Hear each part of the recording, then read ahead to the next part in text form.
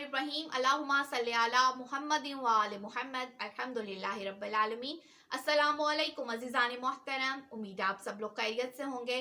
खुदावंद आलम से दुआ और दरख्वास्त है कि वो हमारे आखिरी इमाम मेहदी अलैहिस्सलाम का जल्द अज जल्द ज़हूर फरमाए, हमारा शुमार इमाम के हामियों और नासरों में हो, आमीन या रब्बल आलमीन।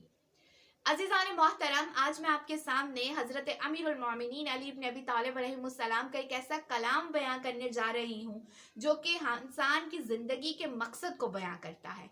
इस कलाम को मौला ने एक ख़त की सूरत में हज़रत अब्दुल्ला इब्न अब्बास की जानिब भेजा था, और हज़रत अब्दुल्ला इब्न अब्बास इस कलाम के बारे में फरमाते हैं कि मुझे रसूलुल्लाह सल्लल्लाहु अलैहि वसल्लम के कलाम के बाद किसी कलाम ने इतना फ़ायदा नहीं पहुँचाया जितना कि मौलाए मुत्तकियान के इस कलाम ने पहुँचाया है।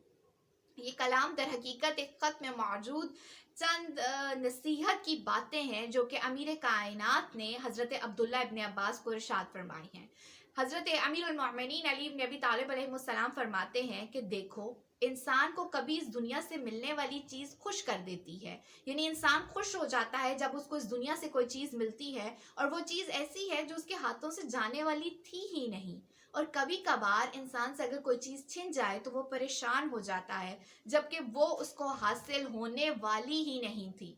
मौला फरमाते हैं कि ये खुशी और ये गम बेकार है।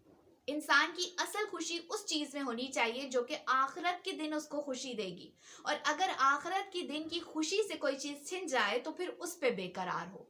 मौला फरमाते हैं कि अगर ये दुनिया तुम्हें कुछ दे, यानी तुम दुनिया से कुछ हासिल कर लो, तो इस पर खुश ना होना, और अगर दुनिया कुछ तुमसे छीन ले तो इस पर बेकरार होकर अफसोस ना करने लगना, बल्कि असल चीज़ ये है कि तुम मौत के बाद की ज़िंदगी जो आखिरत की ज़िंदगी है उसके बारे में फ़िक्रमंद रहो और अपनी तमाम तर तवज्जो उस ज़िंदगी पे लगा दो।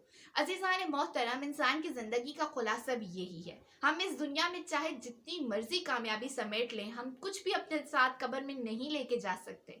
ये बैंक बैलेंस, ये प्रॉपर्टी, ये जायदाद, कुछ भी हम अपने साथ नहीं लेके जा सकते। सिर्फ एक चीज़ जो हम अपने कब्र में अपने साथ लेके जाएंगे और जो आखिरत में हमें फ़ायदा देगी, वो हमारे आमाल हैं, और वही आमाल कि जिनके ज़रिए या हम आखिरत में खुश होंगे और या फिर हम गमगीन होंगे।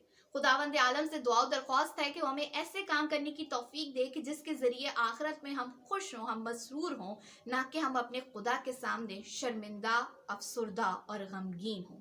आमीन या रब्बल आलमीन। अल्लाहुम्मा सल्ली अला मुहम्मद व आले मुहम्मद।